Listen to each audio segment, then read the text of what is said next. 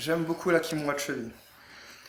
Mon style en compétition n'a jamais été réellement de vouloir passer la garde, mais plutôt d'attaquer la garde de l'autre pour faire en sorte de le faire taper d'après une position type demi-garde ou éventuellement, à partir de la garde ouverte, de partir sur une clé de cheville. Certaines personnes ne sont pas réceptives aux clés de cheville, mais la grande majorité l'est. Ensuite, je vous montrerai un détail qui permettra réellement de renforcer le levier que vous avez sur la cheville. Dans un premier temps, lorsque mon adversaire a décidé de prendre en garde ouverte, de ce type par exemple, première chose que je dois faire, c'est assurer ma base. Donc, je rentre le coude, je baisse les fesses, comme ceci. Là, ce que je vais faire avec ce genou, c'est que j'ouvre vers l'extérieur. Même si son pied reste, mais ça force à lever, ça met une tension sur le genou, il est déjà moins à l'aise que si je restais dans l'axe. Donc ici. Je viens faire lâcher. Je me redresser. Et là maintenant, je viens prendre la pointe de pied.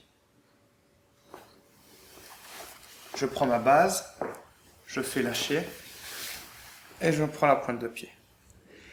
Maintenant, ce que je vais faire, c'est que je vais pivoter légèrement et avancer. Je pivote, puis j'avance. Je dois placer vraiment mon mollet au niveau de son poplité, talon vers le haut. J'aurai besoin de cette jambe comme crochet sur sa jambe. Ici. Maintenant, je viens enrouler complètement. Je veux faire en sorte que pendant ma roulade, la clé soit déjà placée. Pas quand je suis arrivé au sol, pendant la roulade. Le détail, c'est que je vais non pas prendre son pied, mais vraiment écraser son petit orteil. Ici. En mettant vraiment la pression avec le petit doigt. Ici. Je viens me positionner et là je pousse pour faire la roulade.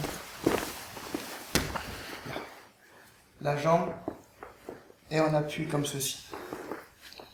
Et maintenant, je ne fais pas la clé ici.